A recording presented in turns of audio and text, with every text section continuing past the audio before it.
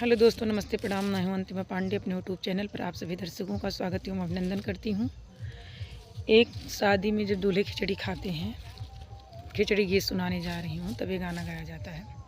सब संपत्ति लूट लिहाय करतिया आई के, सब संपत्ति लूट लिहाय करतिया आई के। का करी हैं पापा हमरे, का करी हैं मम्मी, का करी हैं पापा हमरे, का करी हैं मम्मी, का करी हैं, हाँ का करी हैं गाँव के लोग समझाई के।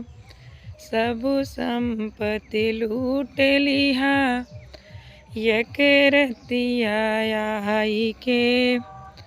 का करी हैं चाचा हमरे, का करी हैं चाची, का करी हैं चाचा हमरे, का करी हैं चाची, का करी हैं गाँव के, का करी हैं गाँव के लोग समझाई के। सब संपत्ति लूट लिहाय करतिया आई के।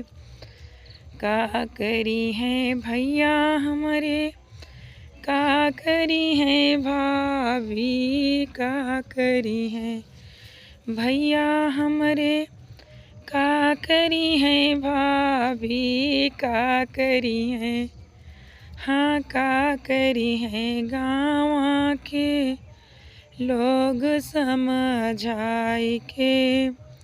सब संपत्ति लूट लिहा यकरतिया आई के। सब संपत्ति लूट लिहा यकरतिया आई के।